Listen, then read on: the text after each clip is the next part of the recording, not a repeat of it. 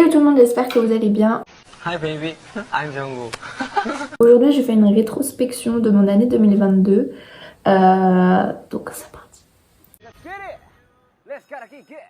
Alors, premièrement, on va parler de la K-pop. Qu'est-ce qui s'est passé dans ma vie avec la K-pop? Voilà. Donc, 2022, ça a été l'année où j'ai commencé à stan d'autres groupes que BTS. Parce qu'avant, je stannais pas vraiment. C'était genre des groupes que j'affectionnais, mais je stannais pas. Donc, vous avez le magnifique panel de 4 groupes qui sont arrivés dans ma vie. En premier, nous avons Stray Kids. Ensuite, nous avons Blackpink. Ensuite, nous avons TXT et ITZY. Pour chaque groupe, nous allons citer le bias. Pour ceux qui ne savent pas, pour BTS, mon bias, c'est Jungkook, c'est mon ultime bias. Mais Jimin, il est là aussi. Pour Stray Kids, alors, à la base, Han, c'est mon bias. Mais Bangchan, il est arrivé dans ma vie, il a fait « Excuse me, bitch !»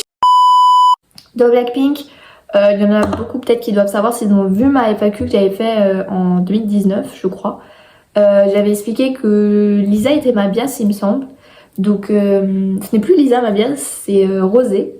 Même si Lisa c'est ma bias breaker, dans tous les cas. Ensuite on a TXT. TXT c'est Yeonjun mon bias.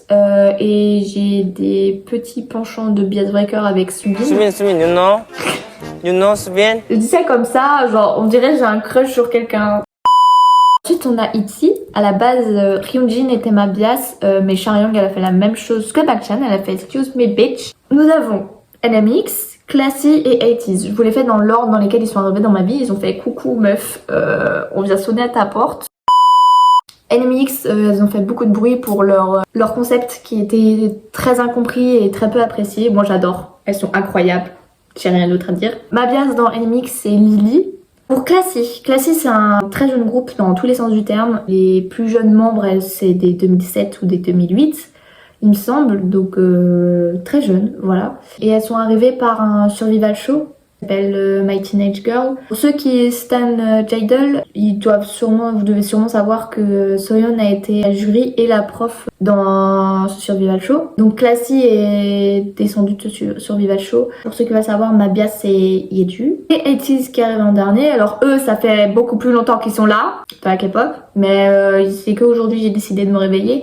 Bias c'est Hongjoong. Et dans ce groupe, j'ai pas de bias breaker. D'ailleurs, dans Classy, j'en ai pas vraiment un non plus. Et NMX, pareil, j'en ai pas. Ce qu'il y a eu cette année qui m'a le plus touchée dans la commu K-pop, on va dire, il y a eu la sorte de disband de BTS. J'étais pas au bout de ma vie comme certains, mais ça m'a quand même un peu touchée. Genre, c'est difficile de se dire que le groupe qu'on aime depuis un bon moment, qui nous a aidés et tout, ils vont se séparer pour aller dans le service militaire. Donc il y a eu aussi le service militaire de Jin qui s'est passé. Ensuite il y a eu l'annonce du couple de IU et de Lee Jong-suk qui est un acteur. Je sais qu'il a joué dans W. IU d'ailleurs elle a aussi joué dans un drama. Ce qu'il y a eu aussi c'est revoir des fanwars en fait. Des fanwars de Blink et de ARMY. Mais c'était d'une horreur genre. J'ai vu des trucs passer, genre des Blink qui disent qu'ils veulent voir Jin se faire shoot par une balle au service militaire, dire qu'ils veulent voir que Jimin se fasse au service militaire parce qu'apparemment il est gay. Vous avez zéro preuve et en plus c'est hyper homophobe ce que vous dites. Voilà, c'est pas à dire en plus, bref. Plein de trucs comme ça que j'ai vu passer, j'étais là. Ça va, tranquille, on vous dérange pas. Ça a été les 3 choses qui m'ont le plus touchée cette année dans la K-pop. Il y a dû avoir d'autres trucs, mais je m'en souviens pas autant que ces 4 choses du coup. Ensuite, je vais parler du concert de Blackpink. Il y a eu le concert de Blackpink auquel je suis allée, pour ceux qui veulent voir le vlog où j'ai bien crié mes grands morts de nouveau. Parce que bien sûr, dans chaque vlog, je vais crier quand j'en fais un. Je pense que beaucoup ont dû voir que certains Blink ont été déçus du concert. Moi je fais partie de ces Blink qui ont été à moitié déçus et à moitié pas déçus, c'était incroyable. En gros je vous explique pourquoi j'ai été déçue dans un sens.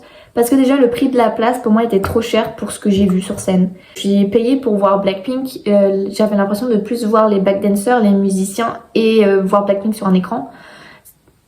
Certes c'est bien, genre les backdancers et les musiciens c'était incroyable, moi c'était des moments que j'ai je crois le plus apprécié de tout le concert. Mais c'est parce qu'en fait je suis venue voir. ce que je suis venue voir, c'est Blackpink et voilà. Mais sinon, c'était incroyable. J'ai trop kiffé. Voilà, c'est tout ce que j'ai à dire sur cette rétrospection de mon année 2022 avec la K-pop. Donc en gros, c'est à peu près tout ce que j'ai à dire pour cette année. J'espère que cette année 2023, elle va être aussi bien que l'année 2022, comment elle s'est passée.